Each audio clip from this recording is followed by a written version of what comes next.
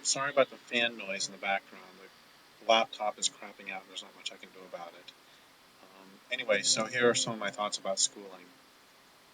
As is true for most people I know, I've always loved learning, and also as is true for most people I know, I always hated school. So why is that? I think the answer lies in the most important piece of technology in any classroom, which is the clock. The purpose is to simultaneously teach all the students the same prayer about the second hand, which is, please God, make this thing move faster. I always wondered when I was in school why the process of schooling takes so long, because you can learn most of the materials in 4, maybe 5 years.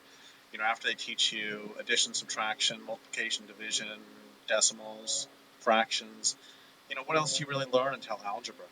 And in history, once they teach you the basic lines, you're pretty much sort of grooving from there. And in reading, once they teach you that a tree doesn't have a voice until its flesh is pulped and then somebody prints on it, then everything else is gravy after that.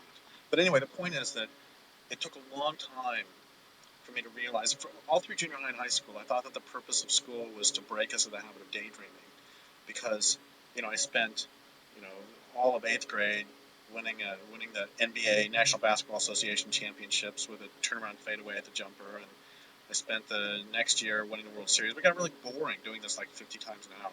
So I finally realized the reason school takes so long is that children don't give up their wills easily, and it takes 10 or 12 years to break their will sufficiently to prepare them for lives of painful employment. And for the children who are especially slow, there's college, and then for the exceedingly obstinate child, there's graduate school.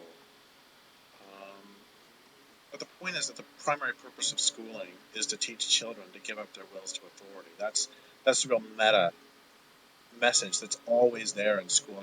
And if you don't believe me, just do this little thought experiment, which is there's one final test, and you have to take this. And once you pass this test, you are going to graduate from school. And pretend it's an essay test, and pretend that you know the instructor well enough to know that if you mimic this instructor's opinion, that you will get a better grade. And pretend finally that for this essay test, it's the final test, and if you fail the test, you have to come back. And pretend that you get the essay, and you essay question, you actually strongly disagree with what you know is the instructor's opinion. So what do you do? Do you write the best damn essay the school's ever seen and then come back next year? Or do you join with millions or tens of millions of children daily and understand that C stands for credit and bullshit your way through? Brown nose your way through is what I should really say. And of course, that's the real lesson: is you weren't taught to challenge thinking. What you were taught is to mimic the teacher's opinion.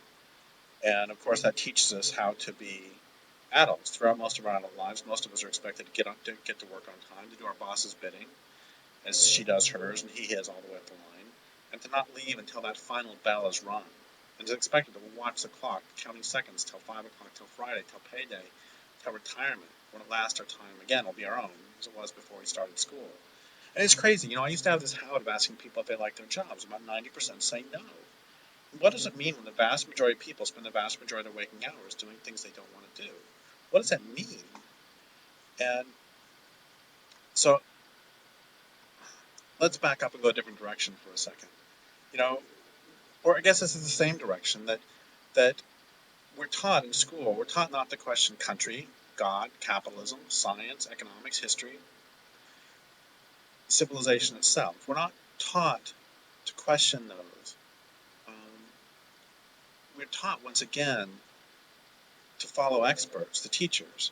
And it's expected that the teachers themselves will be exquisitely sensitive self-censors, always knowing what or whom to question, what questions to leave unexamined, and most of all, which asses to kiss.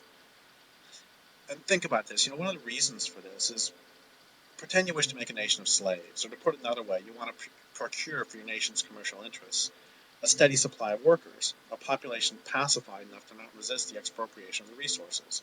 So the most basic and crudest way you could do this is just through direct force. Simply capture the workers and haul them off to your factories and fields in chains. A slightly more sophisticated approach is to dispossess them, once again usually at gunpoint, then give them the choice of starvation or wage slavery. Or you can force them to pay taxes or purchase your products, thereby guaranteeing their onto the cash economy, meaning ultimately they've got to work their factories or fields to gain the cash. But the problem with all these approaches is that the slaves still know they're enslaved, and the last thing you want to have to do is to put down a slave rebellion. Far better for them to believe they're free, because then if they're unhappy, the fault lies not with you, but with themselves. And this all starts with the children. If you don't start young enough, you'll never be able to enculturate them sufficiently, and they'll still believe in alternatives. And if they honestly believe in alternatives, those not delineated by you, they may actually attempt to bring them into reality. And then where would you be? So here are some questions. What are the effects of schooling on creativity? How well does schooling foster the uniqueness of each child who passes through? Does schooling make children happier? For that matter, does our culture as a whole engender happy children? What does each fresh child receive in exchange for the so many hours or years, for years on end, that she or he gives to the school system? How does school help to make each child who she or he is? And now, when we talk about this, when we talk about education, when people don't talk about education, they really aren't talking about education. I want to talk about two roots of words. One is the word education, one is the word inculcation. We'll do inculcation first. Inculcation comes from the root inculcare, which means to stamp in with the heel. Education, on the other hand, comes from the root educere, which means to lead forth or draw out. And originally it was a midwife's term meaning to be present at the birth of. And I would contrast that with the root of the word seduce, which is closely related, but that's a little bit different. To educe is to lead forth, to seduce is to lead astray. Seduce comes from seducerum, which means to lead astray. And really, the departments of education should be called departments of seduction because they lead us away from ourselves. Education itself is a sacred task. It's, once again, your job as an educator is to be present at the birth of your students. And that is an absolutely sacred task. And the dominant culture's education system is actually a seduction system. It's a toxic mimic of what it really should be. Excuse me. And here's something really important, I guess is what I want to end with, which is one of the skills which is oh so necessary in these days of such rampant corporate and governmental doublespeak, is the ability to think critically, to question authority, to question everything. We all have learned behavior systems that have become embedded in our subconscious, and these systems act as filters for the way we see the world. They affect our behaviors, our speech patterns, our gestures, the words we use, the way we the way we gather our thinking. And we have to find ways to challenge that continuously, to see things from a different perspective. It's one of the most difficult things we have to do.